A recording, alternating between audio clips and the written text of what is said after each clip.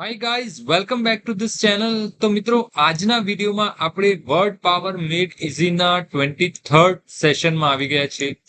તો આજે આપણે 23rd એટલે કે 23મું સેશન આજે શીખીશું. ઠીક છે, એમાં આવતા રૂટ વર્ડ સાથેના ઇંગ્લિશ વર્ડ્સ છે એના વિશે આપણે જાણવાની કોશિશ કરીશું. ઠીક છે, તો નોટ અને પેન લઈને તૈયાર થઈ જાઓ અને વોકેબ્યુલરી ઇમ્પ્રૂવ કરવા માટે રેડી રહો. ઠીક છે, ચલો તો શરૂ કરીએ આપણું સેશન. તો ફર્સ્ટ વર્ડ છે એ છે બેનિન. બેનિન એનું પ્રોનાઉન્સિએશન થાય બેનિન. બેનિન વર્ડ જે છે એ કઈ રીતે બનેલું છે? તો એનો રૂટ વર્ડ છે બેનિન. બેનિન નો મતલબ થાય ગુડ યા તો વેલ, એટલે કે સારું યા તો ભલું શુભ, એવો એનો મતલબ થાય. બરાબર, એના ઉપરથી આ બેનિન વર્ડ બનેલું છે. ઓકે, હવે આ બેનિન નો મતલબ શું થાય? હવે આપણે અહીંયા જો રૂટ વર્ડ પરથી તો એવો મતલબ થતો સારું ભલું એવું કંઈક એનો મિનિંગ મળતો જુલતો આવતો હશે. ઠીક છે, તો જો અહીંયા શું થાય? Good nature, kind, good nature એટલે કે સારા નેચર વાળું છે ને, વેલ યા તો ગુડ સારું ભલું, તો ભલા નેચર વાળું એટલે કે સારું જેનું નેચર હોય એવું. એ તો કાંઈ એનું આપણે શું કહીએ? દયાળુ કહીએ, જેન્ટલ કહીએ, સૌમ્ય જેને કહીશું ગુજરાતીમાં. નોટ હાર્મફુલ એટલે કે હાર્મફુલ ના હોય એવું, તો એને કહેવાય બેનિન. બરાબર, કે દયાળુ, હાનિકારક નહીં એવું, એમ સૌમ્ય હોય એવું એને શું કહેવાય? કે બેનિન કહેવાય. કોઈ એવા સ્વભાવ વાળું વ્યક્તિ હોય, બરાબર, યા તો કોઈ એવું પ્રાણી હોય જે સૌમ્ય હોય, દયાળુ હોય, મતલબ કોઈ હાનિકારક નથી એવું હોય, તો એને શું કહી શકાય? એને બેનિન. ઓકે, એવું. તો બેનિન નો મતલબ તમને સમજાઈ ગયો છે. હવે નેક્સ્ટ વર્ડ આપણે જોઈએ બેનિગ્નિટી. બેનિગ્નિટી, બેનિગ્નિટી નો મતલબ એ છે, આ છે નાઉન છે. હવે આ તમે જોયું કે બેનિન એટલે સારું યા તો ગુડ નેચર, બરાબર, એવું. તો કે દયાળુ હોય એવું. તો બેનિગ્નિટી જે નાઉન છે આના પરથી બનેલું છે, જેનો મતલબ થાય દયાભાવ એટલે કે કાઇન્ડનેસ અથવા તો દયાભાવ ગુજરાતીમાં જેને કહીએ. બરાબર, તો એ રીતે આ છે બેનિન, આ છે બેનિગ્નિટી. ઓકે, ચલો નેક્સ્ટ વર્ડ જોઈશું આપણે. નેક્સ્ટ વર્ડ છે બેનિગ્નન્ટ. બેનિગ્નન્ટ નો મતલબ શું થાય? કાઇન્ડ એન્ડ કમ્પેશનેટ એટલે કે દયાળુ યા તો કૃપાળુ, એડજેક્ટિવ છે. બરાબર, બેનિગ્નન્ટ. પછી છે બેનિગ્નન્સી. બેનિગ્નન્સી એટલે કે the quality of being kind or harmless, એટલે કે એવી ક્વોલિટી, એટલે કે એને કે બેનિગ્નિટી એની અંદર છે એવી ક્વોલિટી, એને કહેવાય સૌમ્યતા, નિર્દોષતા. બરાબર, કે જે કોઈને નુકસાન ના પહોંચાડી શકે એવું, એવી ક્વોલિટી જેનામાં છે. બરાબર, એવી ક્વોલિટી, એ ક્વોલિટીને આપણે શું કહેવાય? બેનિગ્નન્સી. શું કહીશું? બેનિગ્નન્સી. ઓકે, તો આ એક સેમ રૂટ વર્ડ પરથી બધા વર્ડ બનેલા છે, રાઈટ? તો એ ખ્યાલ હોવો જોઈએ આપણને. મતલબ આમાં શું છે કે તમારે શબ્દોના મિનિંગ જ ખાસ તો યાદ રાખવાના હોય છે, અને કઈ રીતે યુઝ કરો, એ વર્ડનો મતલબ શું છે એ યાદ રાખવાનું હોય છે. અહીંયા રૂટ વર્ડ તો એક ઇન્ફોર્મેશન તરીકે છે કે તમને ખ્યાલ આવે કે હા આ વર્ડ કઈ રીતે બનેલો છે, કયા રૂટ વર્ડ પરથી બનેલો છે, જસ્ટ ફોર ઇન્ફોર્મેશન. બરાબર, એના ઉપર બહુ એટલું બધું ફોર્સ આપવાની કે લોડ લેવાની જરૂર નથી. ફક્ત ને ફક્ત તમારે એનો મતલબ સમજ હોવો જોઈએ કે આનો આ જે તે વર્ડ છે એનો મતલબ શું થાય. ઓકે, પછી છે બેનિડિક્શન. બેનિડિક્શન એટલે હવે જો બેની એટલે કે ગુડ અને ડિક બંને વર્ડ છે. ડિક્ટ એટલે કે સ્પીક, ટુ સે, બોલવું. બરાબર, એટલે કે શુભ યા તો ગુડ એટલે સારું બોલવું એવો એનો મતલબ. તો સારું બોલવું જેને શું કહેવાય આપણે? અ બ્લેસિંગ યા તો આશીર્વાદ કહીએ. બરાબર, તો બેનિડિક્શન નો મતલબ શું થાય? આશીર્વાદ. ઓકે, તો બેનિડિક્શન નો મતલબ શું થાય? આશીર્વાદ. સારું બોલવું એટલે કે બોલવું યા તો કહેવું. બેની એટલે કે ગુડ, તો સારું કહેવું, સારું બોલવું, એને શું કહેવાય? બેનિડિક્શન. પછી છે બેનિડિક્ટરી. બેનિડિક્ટરી એનો મતલબ શું થાય? ગિવિંગ બ્લેસિંગ એટલે કે આશીર્વાદ રૂપ હોય. બરાબર, એને કહેવાય બેનિડિક્ટરી, એડજેક્ટિવ છે. બરાબર, બેનિડિક્ટરી.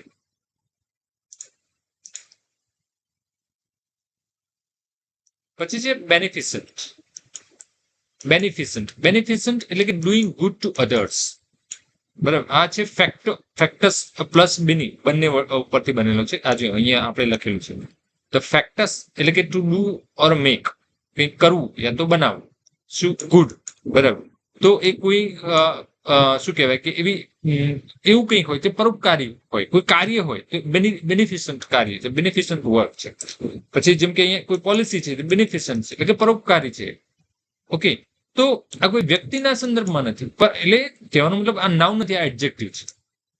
કોઈ કાર્ય હોય, એવું કાર્ય જે પરોપકારી કાર્ય હોય તો બેનિફિશન્ટ વર્ક, બેનિફિશન્ટ એક્ટ, બેનિફિશન્ટ પોલિસી, એ રીતે. તો એનો મતલબ શું? બેનિફિશન્ટ પરોપકાર, એવો એનો મતલબ. પરંતુ કોઈ વ્યક્તિ છે જે પરોપકારી છે કે ઉપકારી છે તો એને બેનિફેક્ટર કહેવાય.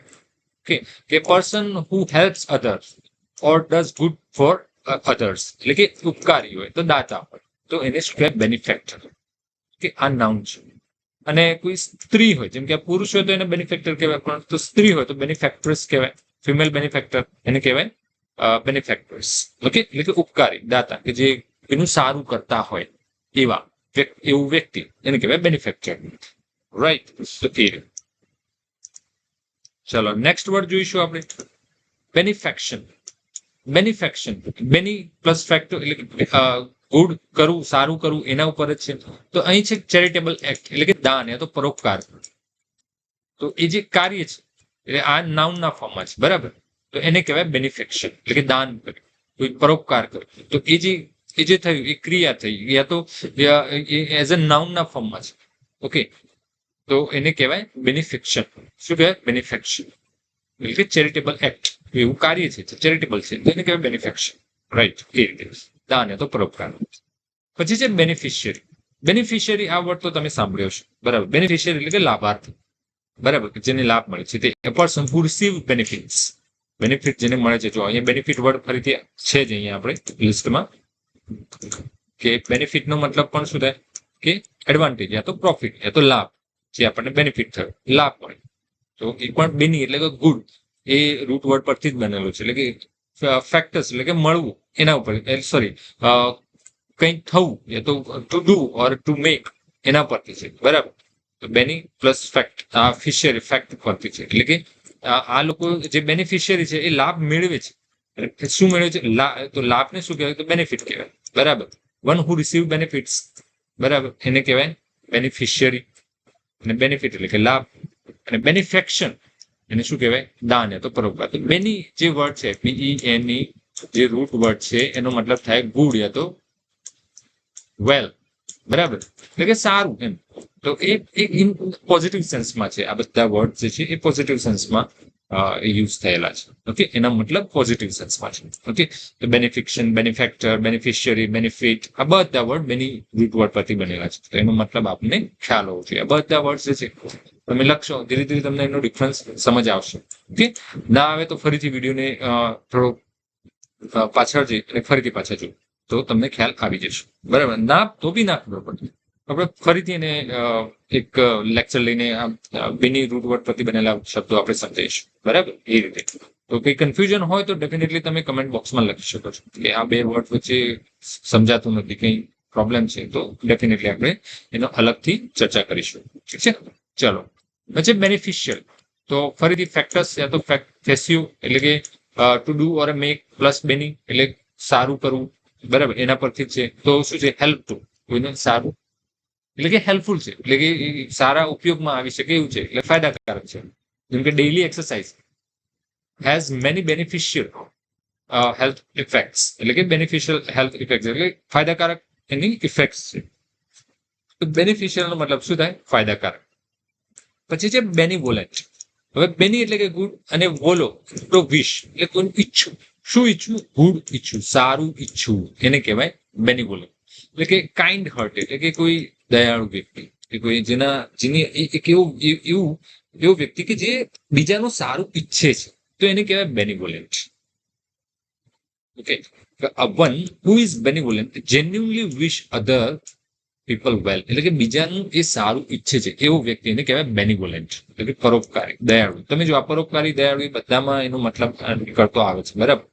પરંતુ એ કન્ફ્યુઝ થવાની જરૂર નથી. તમારે સિમ્પલી અહીંયા જોવાનું કે હા, કોઈ વિશ કરે છે સારું, તો એને કોઈના વિશે સારું ઈચ્છે છે, બરાબર, તો એને બેનિવોલન્ટ કહેવાય. એ સારું કરતો તો પણ બેનિવોલન્ટ કહેવાય. કોઈ સારા એવા કાર્યો કરે છે તો એને બેનિફેક્ટર કહેવાય, બરાબર. તો ઓલમોસ્ટ કેવું છે કે બધાના વર્ડ્સ ના જે આ જે બધા વર્ડ છે એના મિનિંગ જે છે એ મળતા જુલતા આવે છે, એટલે ક્યાંક કન્ફ્યુઝન થઈ શકે.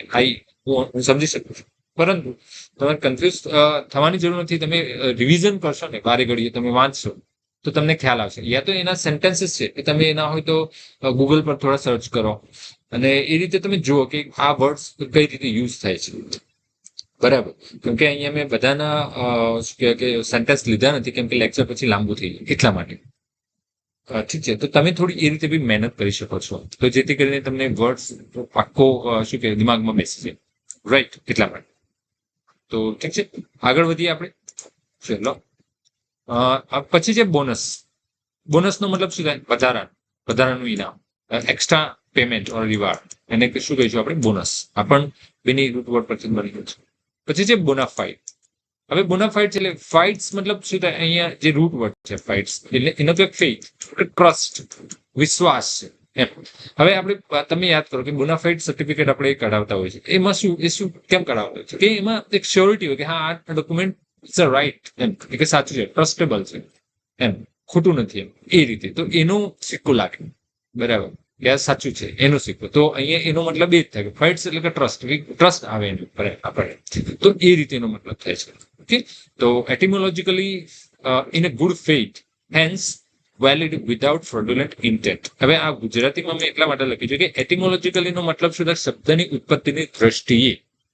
તમે ક્યાંય આવો વર્ડ જુઓ તેનો મતલબ શું થાય ખ્યાલ હોવો જોઈએ, એટલા માટે અહીંયા મેં ગુજરાતીમાં લખી દીધું છે કે એટિમોલોજીકલી નો મતલબ થાય ઉત્પત્તિની દ્રષ્ટિએ. ઓકે, એ રીતે. પરંતુ આપણે સેન્ટેન્સ છે એ આને નહીં વાંચીએ, એમાં લખ્યું છે કે એટિમોલોજીકલી એટલે કે આ જે વર્ડ છે એનો મતલબ શું છે, એટલે ઉત્પત્તિની દ્રષ્ટિએ શું કહેવા માંગે છે કે ઇન ગુડ ફેથ એટલે કે એ સારા વિશ્વાસ સાથેનું છે.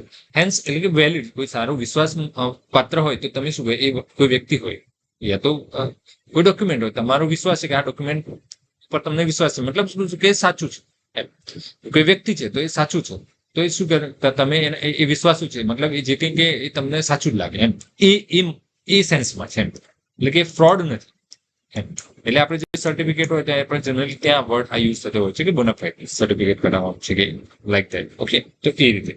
તો બોનાફાઇડ નો મતલબ હવે તમને ખ્યાલ આવી જાય. આપણે એમનેમ જ વર્ડ યુઝ કરતા હોય છે, પરંતુ આપણને એ ખબર નથી હોતી કે ખરેખર આનો મતલબ શું થાય, કેમ આવું કહેવાય છે, બરાબર. એના રૂટમાં આપણે જતા જે અહીંયા આપણે આજે ગયા. તો આઈ હોપ કે તમને આ સમજાયું છે, તો મજા પણ આવી હશે કે હા આજે એક નવું શીખવા મળ્યું. અગર એવું થયું હોય, નવું શીખવા મળ્યું, તો કમેન્ટમાં લખજો હા આજે નવું શીખવા મળ્યું. તો અને કમેન્ટમાં અને લાઈક પણ કરજો વિડીયો, બરાબર. તો બોનાફાઇડ નો મતલબ શું થાય? કે જેન્યુઇન છે, ઓથેન્ટિક છે. ઓકે, કે ઓથેન્ટિક હોય, પ્રામાણિક, સાચો, એને કહેવાય બોનાફાઇડ. પછી છે ફિડેલિટી. ફિડેલિટી નો મતલબ થાય વફાદાર, ફેથફુલનેસ એટલે કે વફાદાર, અને લોયલ્ટી એટલે વફાદારી, કે જેમાં વિશ્વાસ રાખી છે, વિશ્વાસ, એને શું કહેવાય? ફિડેલિટી, વફાદાર. પછી બીજો મિનિંગ છે એનો ઇનફિડેલિટી. સોરી, બીજો વર્ડ મિનિંગ નહીં, વર્ડ છે ઇનફિડેલિટી. ફિડેલિટી, ઇનફિડેલિટી. ઇનફિડેલિટી આનો વિરોધી છે, બરાબર. ફિડેલિટી નો વિરોધી ઇનફિડેલિટી એટલે કે વફાદારી ના હોય એવું, એટલે વફાદાર ના હોય એવું, બેવફા એને કહેવાય, બરાબર. સ્પેશિયલી ટુ ધ મેરેજ, એટલે in the sense of marriage ના સેન્સમાં, કે કોઈ હસબન્ડ વાઇફ છે એકબીજા પ્રત્યે વફાદાર નથી તો એને કહેવાય ઇનફિડેલિટી, બરાબર.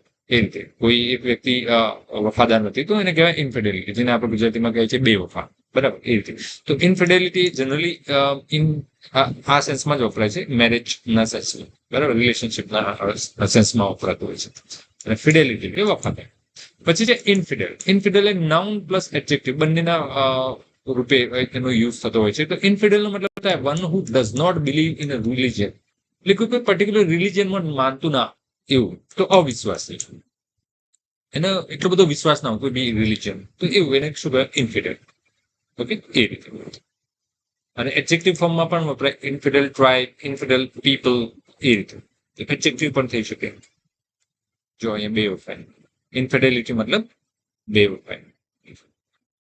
પછી નેક્સ્ટ વર્ડ છે આપણું ડીકો યા તો ડિક્ટસ નો સે યા તો ટેલ. આપણે આગળ પણ જોઈ લીધું, બરાબર. તો બેનેડિક્ટરી એ રીતે, બરાબર. તો ડિક્ટસ એટલે ટુ સે કહેવું. તો એના ઉપરથી અહીંયા રૂટ વર્ડ પરથી વર્ડ છે ડિક્ટેટ, કે કહેવું. એના ઉપર એનો મતલબ એ ટાઈપનો થતો છે ડિક્ટેટ, તો કંઈ કહેવું. તો જુઓ, to say words for someone to write, એટલે કે લખાવા માટે બોલવું. જેમ કે ટીચર છે એ બોલે છે અને સ્ટુડન્ટ લખે છે, તો જે ટીચર કરી રહ્યો છે શું કરે છે કે સ્ટુડન્ટને લખાવા માટે બોલી રહ્યા છે, તો એને એ શું કહેવાય? એ ડિક્ટેટ કરી રહી છે. She is dictating. She is dictating. તો એને ડિક્ટેટ કહેવાય, વર્બ છે. બરાબર.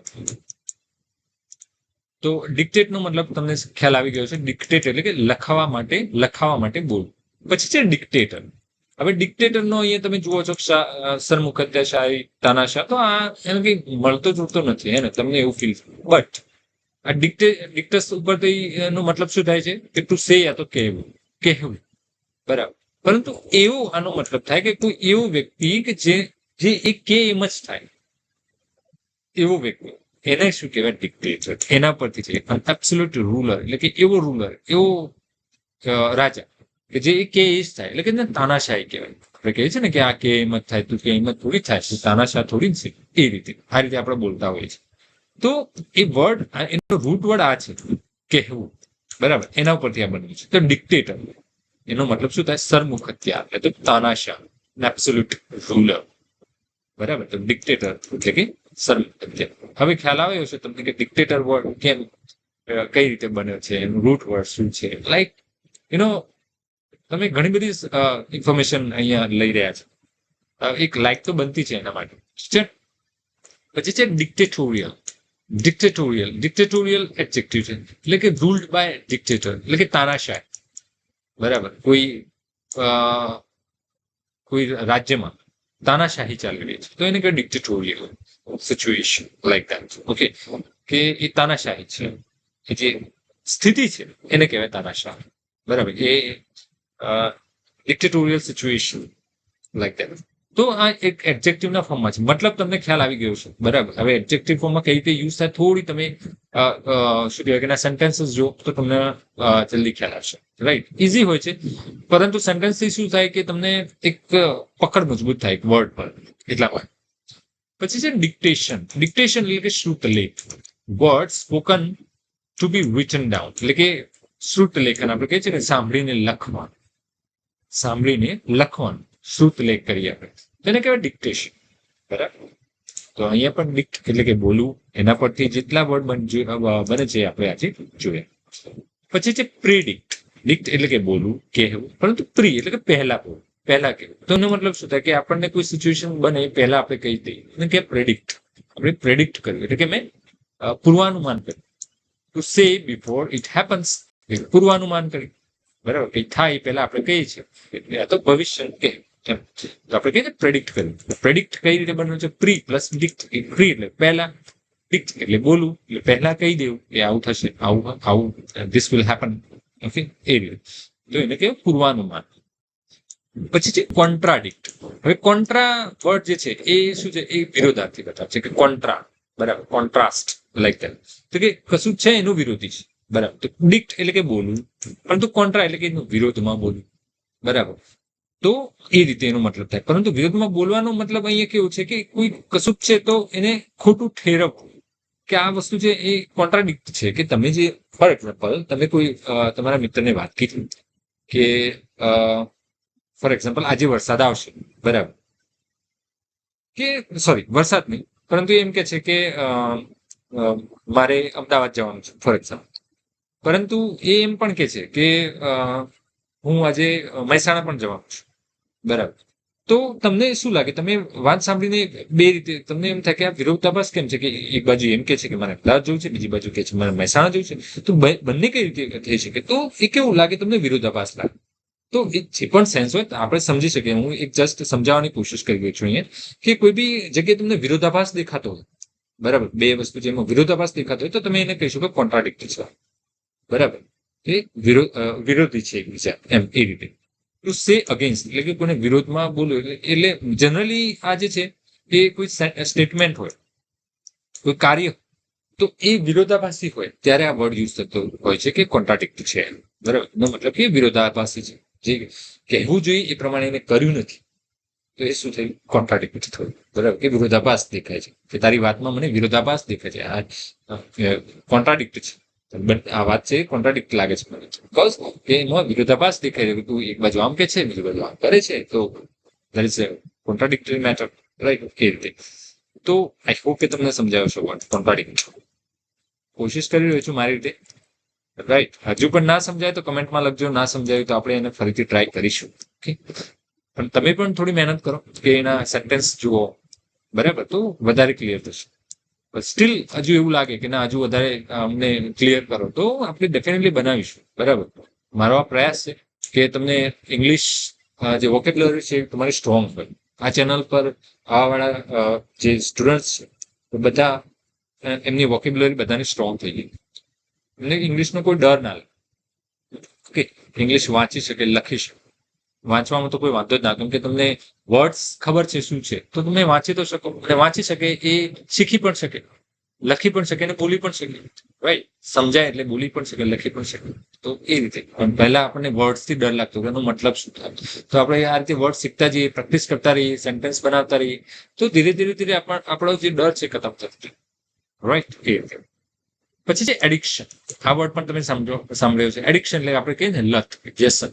હવે આ એટિમોલોજીકલી એટલે શબ્દની ઉત્પત્તિની દ્રષ્ટિએ શું કહેવાય માંગે છે? The compulsion to say yes to habit. એટલે કે આમાં ડિક્ટ વર્ડ યુઝ થયો છે. લાઈક ક્વેશ્ચન થાય કે ડિક્ટ વર્ડ એટલે કે કહેવું, એમાં આ કઈ રીતે આ બંધ બેસે છે?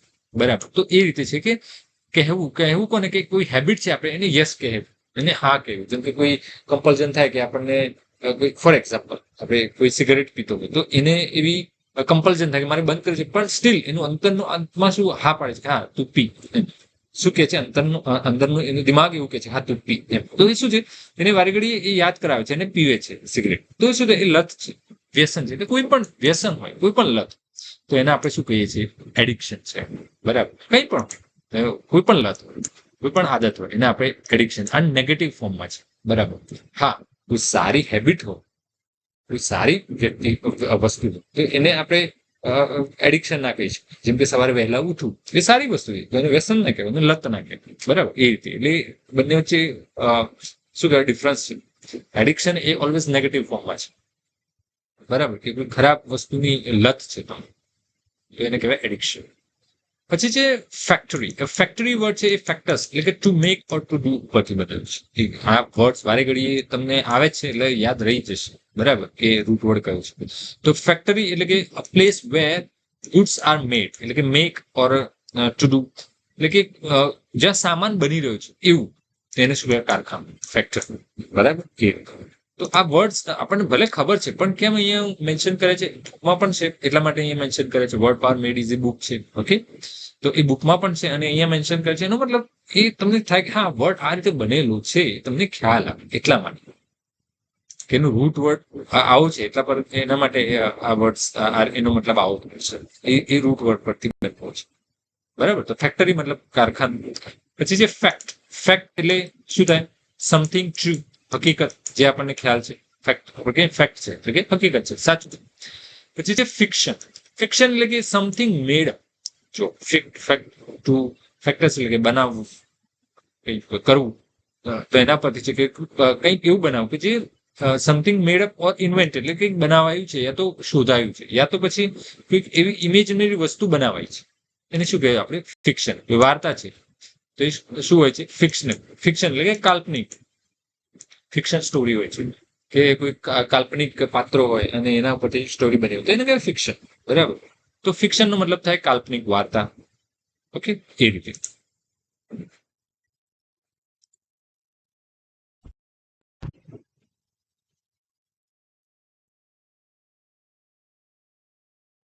પછી છે મેન્યુફેક્ચર. મેન્યુફેક્ચર મેન્યુસ એટલે કે હેન્ડ, હાથ. ફેક્ચર, ફેક્ટર્સ એટલે કે બનાવ, કરવું, એટલે હાથથી બનાવવું. હવે અહીંયા એનું મતલબ થાય છે ઉત્પાદન કરવું. હવે જનરલી અત્યારે ઉત્પાદન કઈ રીતે થાય છે? મશીનોથી. બરાબર, હાથથી ઉત્પાદન કઈ થતું નથી. પરંતુ આ જે વર્ડ છે જે વખતે બન્યો એ વખતે આ બધી મશીનરી, આટલું બધું શું કહેવાય, આટલા બધા મશીનો શોધાયા ન હતા એ વખતે આ વર્ડ બનેલો છે. એટલે કે લોકો હાથથી કામ કરતા હતા, જે કઈ ઉત્પાદન થતું હતું બધું હાથથી થતું. બરાબર, તો એ વખતે આ વર્ડ બન્યો છે મેન્યુફેક્ચર. બરાબર, એટલે કે ઉત્પાદન કરવું, પ્રોડક્ટ, ટુ પ્રોડ્યુસ. બરાબર, ટુ મેક પ્રોડક્ટ એટલે કે પ્રોડક્ટ બનાવવી એટલે ઉત્પાદન કરવું, એનો મતલબ એવો થાય મેન્યુફેક્ચર. એટલે અહીંયા હેન્ડ મેનસ એટલે કે હેન્ડ તો હાથથી એનો કોઈ મતલબ થતો નથી એવું આપણને થાય, પરંતુ વર્ડ જે વખતે બન્યો એ વખતે લોકો હાથેથી કામ કરતા હતા, એ વખતે મશીનો એ વખતે હતા, એ વખતે આ વર્ડ બનેલું છે એટલા માટે. અને એ વર્ડ અત્યારે પણ આપણે ઉપયોગમાં લઈએ છીએ, જેને કહીએ છીએ મેન્યુફેક્ચર એટલે કે ઉત્પાદન કરવું, એ મિનિંગમાં આપણે એનો મતલબ લઈએ છીએ. બરાબર, તો મેન્યુફેક્ચરનો મતલબ શું થાય? ઉત્પાદન કરવું. પછી છે આર્ટિફિશિયલ. આર્ટિફિશિયલ નો મતલબ થાય made by human art rather than occurring in a nature. એટલે કે હ્યુમન આર્ટ દ્વારા કે હ્યુમનની જે કલા છે એ દ્વારા કંઈ બનેલું છે તો એને કહેવાય આર્ટિફિશિયલ, એટલે કે કૃત્રિમ, મેડ બાય મેન મેડ, યા તો નોટ નેચરલ. નેચરલ નથી તો શું કહીશું આપણે? આર્ટિફિશિયલ. બરાબર, તો એ પણ વર્ડ તમને ખબર છે, આર્ટિફિશિયલ એટલે કે કૃત્રિમ. પછી છે ક્લેરિફાય. અહીંયા 5 વર્ડ જે યુઝ થયો છે એનો મતલબ પણ શું થાય? કરવું કે બનાવવું, કંઈક કરવું. બરાબર, એ રીતનો જ થાય છે. બરાબર, તો ક્લેરિફાય તો ક્લિયર પ્લસ એફઆઈ, તો ક્લિયર કરવું. તો જો ક્લિયર પ્લસ એફઆઈ નો પરથી બન્યું છે ક્લેરિફાય.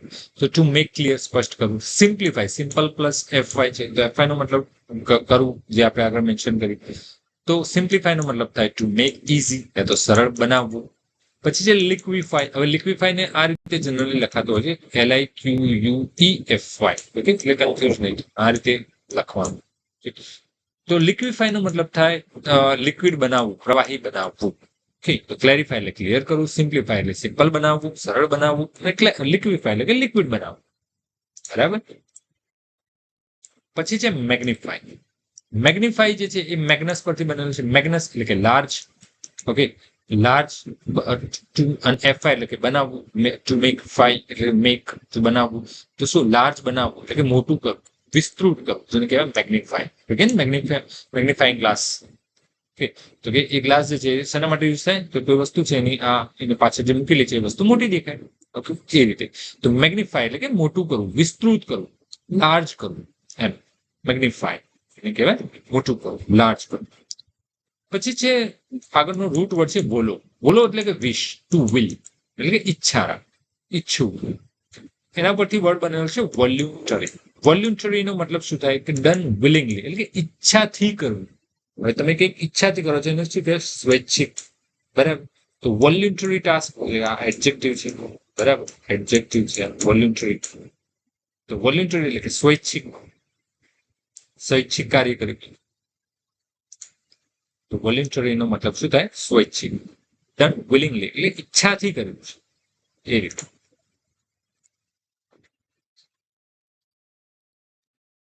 પછી છે ઇનવોલ્યુટરી. તો સમજાઈ ગયું છે, વોલ્યુન્ટરી નો વિરોધી છે ઇનવોલ્યુટરી, ઓપોઝિટ વર્ડ.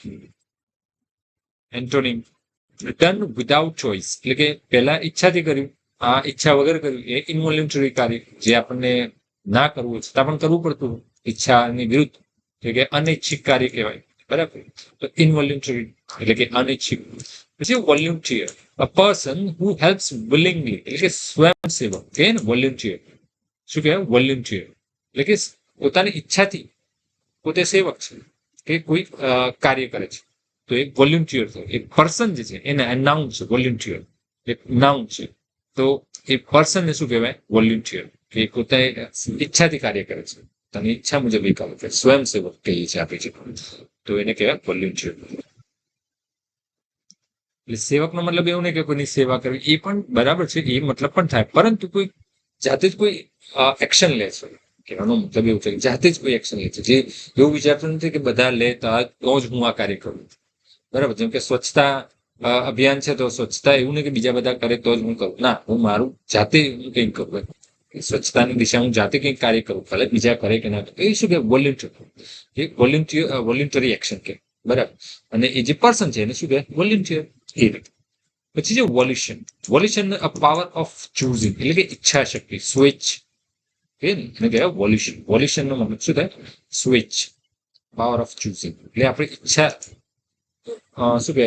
ચૂઝ કરવાની ઈચ્છા રાખે, પાવર હોય આપણી ચૂઝ કરવાનો પાવર હોય, તો એને કહેવાય સ્વેચ્છ. પછી છે પ્લેક.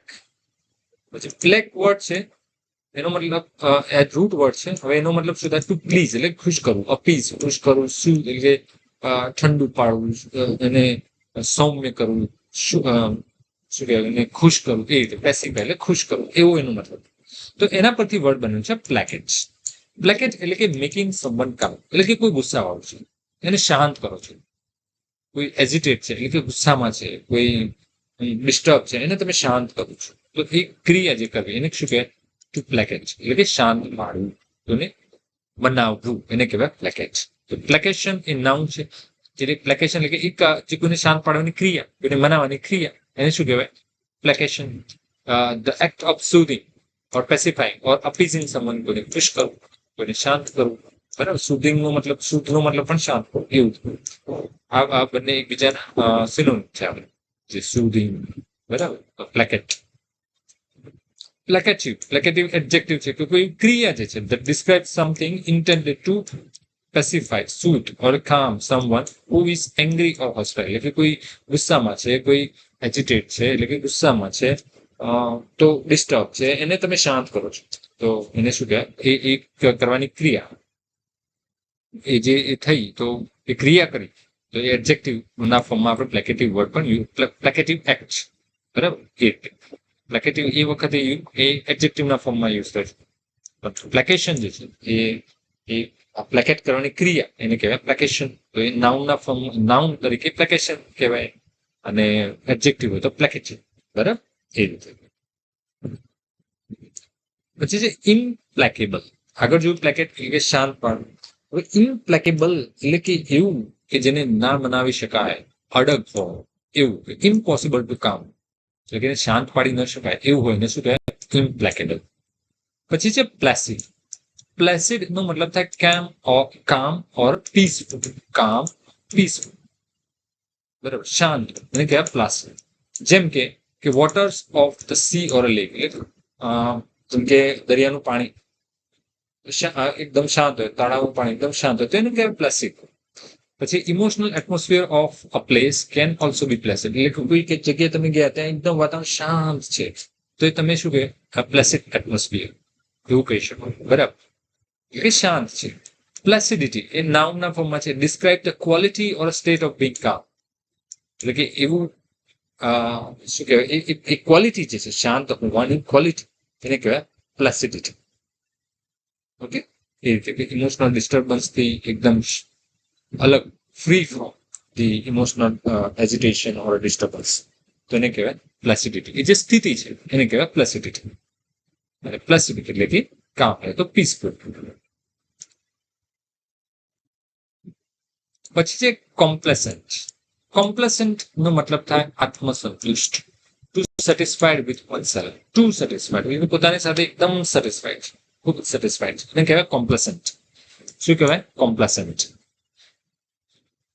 પછી છે કોમ્પ્લેસન્સ, એટલે કે આત્મસંતોષ, સેલ્ફ સેટિસ્ફેક્શન, એને કહેવાય કોમ્પ્લેસન્સ.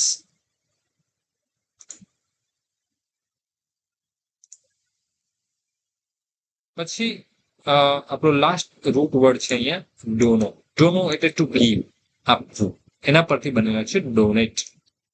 ડોનેટ એટલે ટુ ગીવ, યા તો દાન કરવું. ખ્યાલ છે આપણને આ વર્ડ આપણે જનરલી યુઝ કરતા હોય છે, ડોનેટ. બરાબર. ડોનેશન જે છે એ પણ આપણને ખ્યાલ છે, ડોનેશન. તો કઈ રીતે આ વર્ડ બનેલું છે ખ્યાલ આવી ગયો છે આજે તમને. ડોનો એટલે કે રૂટ વર્ડ છે એના પરથી બનેલું છે. ડોનેશન નાઉન છે, આ વર્બ છે ડોનેટ. બરાબર. એટલે કે દાન. ડોનેશન એટલે દાન, gift, giving for charity. Charity એટલે કોઈ કાર્ય કરવા કે જે પરોપકારી કાર્ય કરવું, એની કહેવાય ચેરિટી. ઓકે. તો ડોનેશન નો મતલબ થાય દાન. ડોનેટ એટલે દાન કરવું. અને આ વર્ડ જે બન્યો છે ડોનો એટલે કે ટુ ગીવ, એનો રૂટ વર્ડ છે. તો મિત્રો આજે હતા આટલા વર્ડ્સ જે આજે આપણે શીખ્યા. આઈ હોપ કે તમને મજા આવી છે. રાઈટ. ડે બાય ડે જે સેશન આવી રહ્યા છે, મતલબ વીકલી સેશન અહીંયા હું લઈને આવી રહ્યો છું વર્ડ પાવર મેડ ઇઝીમાંથી, તો એનાથી તમારી વોકેબ્યુલરી ઇમ્પ્રુવ થઈ રહી હશે એવું હું માની રહ્યો છું. રાઈટ. તમે રેગ્યુલરલી અગર વિડીયો જોતા હો તો કમેન્ટમાં પણ લખજો કે હા હું રેગ્યુલર વિડીયો જોઉં છું અને ઇમ્પ્રુવ કરી રહ્યો છું. કેમ કે અગર આ વિડીયો તમે જુઓ છો અને એના ઉપર કંઈ કામ નથી કરતા તો પછી કોઈ મતલબ. ઓકે. આઈ હોપ કે તમે એના પર કામ કરો છો, તે તમને જ ફાયદો છે. તમે કોઈ પણ કોમ્પિટિટિવ એક્ઝામમાં જશો જ્યાં ઇંગ્લિશ આવશે ને ત્યાં તમે બધાથી આગળ જશો. બરાબર. અગર આ બુક પરના જેટલા બી વર્ડ છે જો તમને આવડતા હશે ને તો તમને ક્યાંય કોઈ તકલીફ નહીં પડે ઇંગ્લિશમાં. બરાબર. વર્બલમાં તો કોઈ તકલીફ નહીં પડે. અને ધીરે ધીરે તમે રીડિંગ ને પ્રેક્ટિસ કરશો એટલે વર્ડ પાવર તમારો સ્ટ્રોંગ છે અને રીડિંગ પ્રેક્ટિસ કરો તો તમારું ઇંગ્લિશ ઓટોમેટિકલી સુધરી જશે. બરાબર. તમારો ડર ઓટોમેટિક દૂર થઈ જશે. કેમ કે તમને ઘણા બધા વર્ડ્સ ખબર છે, તમે પ્રેક્ટિસ કરો છો એટલા માટે. અને પ્રેક્ટિસ કરો. ઠીક છે. તો આજના વિડીયોમાં બસ આટલું જ. મળીએ નવા સેશનમાં. ત્યાં સુધી બાય બાય.